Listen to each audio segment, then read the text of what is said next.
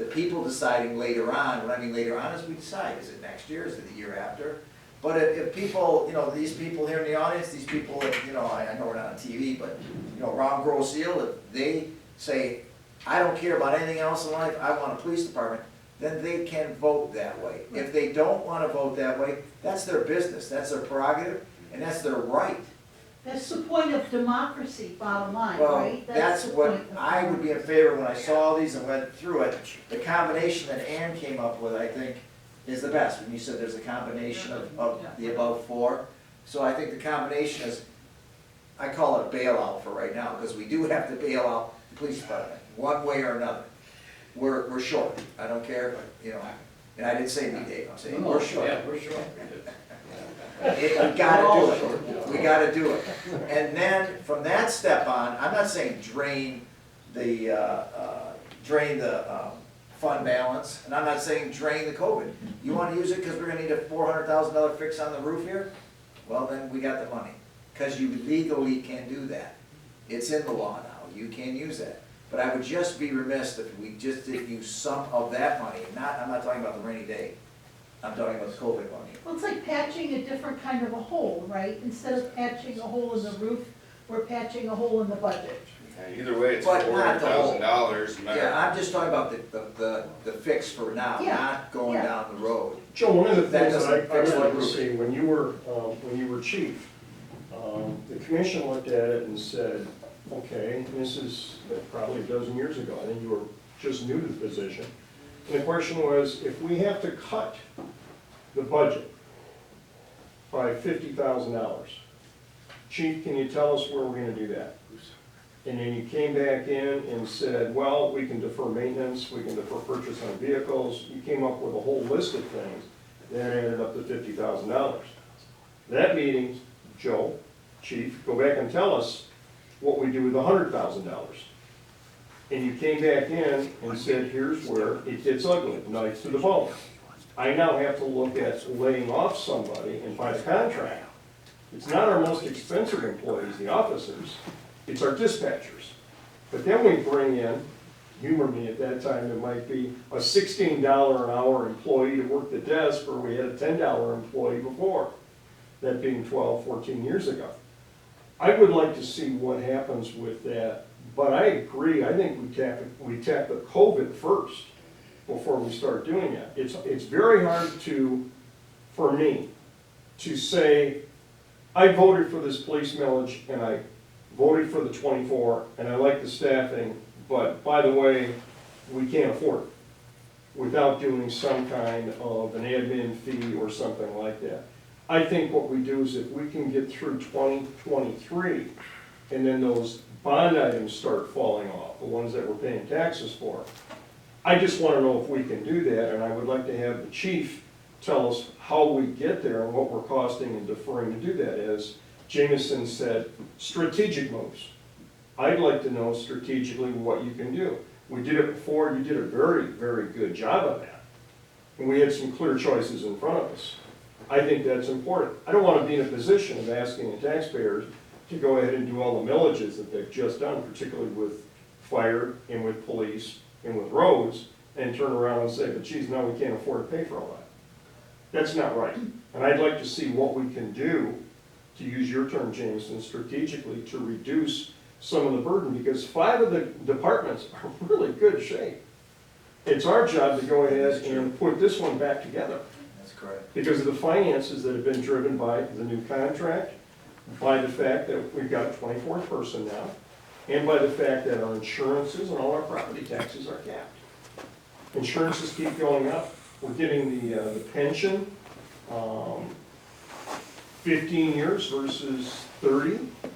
The amortization on that is going to be ratcheting up every year. And how many years are we at right now? Is it 18? We're at 18 or 17, and it's gonna go down to 15. So we're looking at another 2 years when we got, and again, Jameson, we're back to that magic number, 2023, 2024. But I think long-term, it does not hurt for us to plan a scenario where we separate the police department from the general fund. I think philosophically speaking, I like the idea of having a dedicated police millage so that everybody knows exactly what that department costs, just like we do with the fire.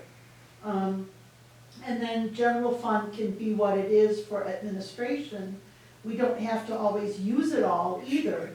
I imagine there are people that want growth in the township. We can't really grow a township when we're shrinking the staff, unless we want to employ all AI, right? There are gonna have to be humans in this building to help run a growing, thriving township. So ultimately, I mean, and that was the goal 20 years ago, was to get the police funding out of the general fund, but it never happened. We just added these piecemeal millages Continued the other way.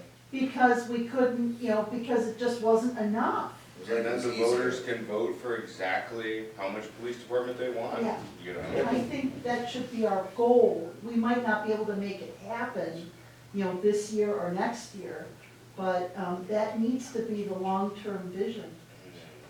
How much is a constable? Just one. Just kidding. Well, I mean, there are townships that have just one Oh, is constable. it? Yeah, right, yeah. Depends if they're over 60 or not. Yeah. Bring back Oscar. That was my point. Exactly.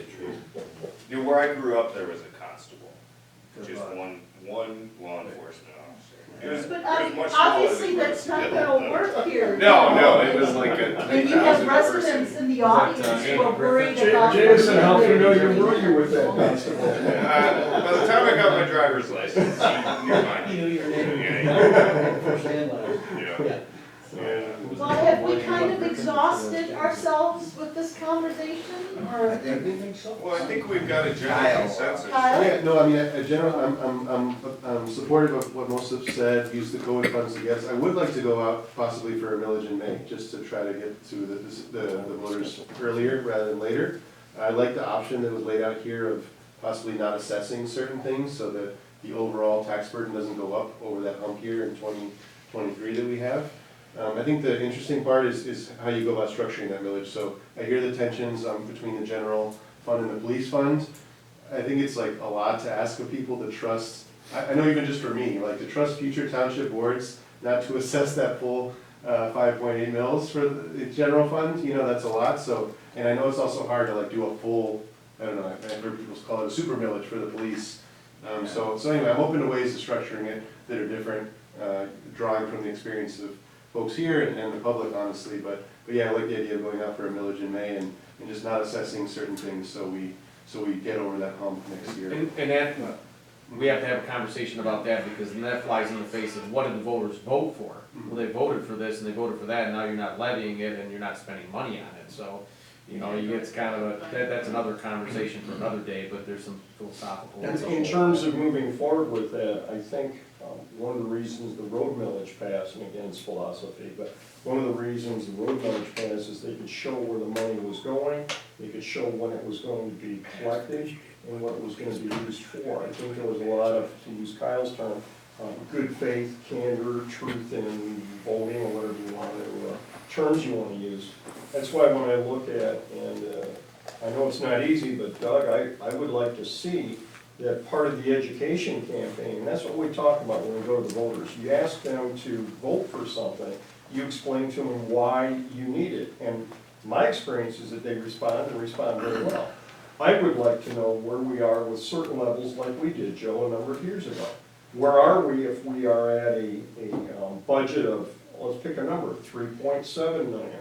Where are we at 3.8 million? Where are we at 4.0 million?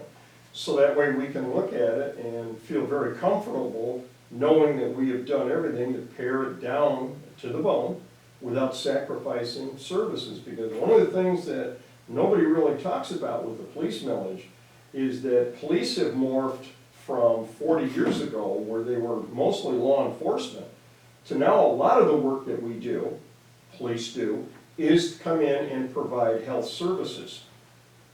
Fire department is out there on average 2.1 calls a day. But every time there's a firefighter out there on the street, there is a police officer with them. Most of the time, Duncan would tell you, 19 times out of 20, I had them. because you're already in the car. Sure. So we're looking at a change in the mission. And I think it is important that we be able to say, these are the things that we're doing. And at this level, we have these services. If we go to 3.8 million, we have these services. We go to 3.7, we have these services. I know it's a pain for you, you got budget coming up here in another month anyway, not even. So that's what I would like to see, would be some justification for that. Well, and if I can just jump onto Carl's bandwagon, what you point out, and this has been bandied about in the community, is maybe it's time we start looking at a combined public safety department with police and fire, working under one hat, so to speak, because they're doing a lot of similar things with similar training. I don't know if that means that there would be a benefit or savings, but it's also something that some communities It are actually looking at. equals. I don't know if that solves Yeah, it the actually does. underlying financial Yeah. problem. Well, and, It actually does, look at, if it the, actually doubles it, Yeah. almost doubles it. It's- It's so close when they look at it. I don't know if that'd be financial. That's why some have split back, because they can control their overtime and their costs easier separate. Okay, and I think that one of the considerations would be, I don't know what we're spending as having police officers be first responders to medical incidents, which is a big part of what they do, right? I don't know what Well, the call yeah, volume is. You know, I don't wanna be, not to be facetious about it, but nobody in a police car that's driving around patrolling this island is sitting around waiting for somebody to rob a bank. I mean, they're needed at those, we wanna get somebody to, whether it's a rescue call or a health-related call. By design, they're the first ones there. Not even by design, just Happens. Well, I think they're if the we, first ones there. we could I'm not saying this is the way it is, but we could potentially find that if fire had, if you look at calls over the course of 5 years, 10 years, or whatever, you see predictability, right? It's just, the laws of large numbers, right? So we're like, listen, every day at 9 AM, we get a medical call, right? And then from 3 AM to 6 AM, there's almost no medical calls, right? Well, maybe we can staff the fire department at certain periods, certain dates, certain times, to be able to pull some of that medical response call away from PD, and maybe there's cost savings there, right? We gotta look at both sides of the equation. But I do appreciate what you were saying, Carl, about like, let's look at what levels of services we get for how much money, right? Like, that's what I do when I go somewhere, I look at a menu and I decide how much money I wanna spend. The only thing to remember, one of the things to remember, if we do use the COVID money, and I'm not necessarily opposed to using the COVID money, it's a stopgap measure. Because Yeah. But it's not like holding on to its duty for us either. Well, Right. It's not accruing interest. It's patching a hole in a budget instead of patching a Right. hole in the roof. And there are requirements to obligate it by a certain point in time and spend it by a certain point in Is time. it first in, first out, and you gotta do it by a certain time? You gotta have it all spent, you gotta be obligated by 24 and spent by 26 or something along those lines. Well, I'm sure we'll have no I problem. mean, we can't hold on to it forever. Yeah. That's- You couldn't hold it in That's what fund they say balance, you before. can't use it to throw it in, you can't throw it into pension cost, No. to reduce your liabilities. Let me ask one quick question if I can, what's our next step? What's the consensus here for? Well, I think, Ann's given us, the numbers, and I think We could do some projections on, let's just say the consensus overall is to use COVID dollars. We can do some projections on how far out that would get us, we can meet with the police department, see what we can do. And then take a look at the millage levies and elections and whatnot, and put a game plan together for that if you guys would like. I know, I've heard from Kyle that, his preference is to go out in May, but, we can obviously have a conversation with you within the next month to be able to talk about that option, because if we did go out in May, language, I think, has to be approved by February. Right, We have so a we'll late be working on January, late budgets, February. this is that whole budget process, so we'll start working on budgets. But we'll be able to show you, you know, how far that would get us, how it would work as far as a levy and when it would come in and how much it would mean. Not dissimilar to what we've done before for the other villages, you know, what is the impact if we do it at various points and whatnot. Can we get some, and what you're asking, I'm in full agreement, but can we get some actual like not when I say square numbers, exact numbers or close to exact numbers of how much we're gonna need and how much we can pull from COVID, say we pull 150 or only 200, and then what we're gonna need when you come back and say, You'll look well, at budgets. do you know what I mean? Can we come back and meet again, but have those numbers in front of us that would give us the exact, and I apologize, I don't remember, obviously, that's what you two do in the day, and if But we with the could- budget coming up, Joe, this is an excellent time to do it. that's the point. It's just absolutely I mean, excellent. there's no better time, because 31st of March, we're done again. And just keep in mind, this is how problems are solved. We meet, we throw around ideas, we identify what the issue is, we analyze what options exist, and then you guys have a conversation about what you think is best, and we'll help advise you on what our thoughts are, so this is the process, right? And I appreciate y'all being part of No that. screaming? No yelling, it's fine. So, You're the one that's responsible for telling Jim tomorrow how well his meeting went out. All right, are we good then? We're good. We got a plan, and we got a task? yes, and we'll talk about scheduling when we can get back together and whatnot. Obviously, it's gotta be fairly soon here, because of ballot language and all that sort of stuff, so, and budgets. But I think this speaks well to the idea of having these occasional study sessions where we kind of have this open mic amongst us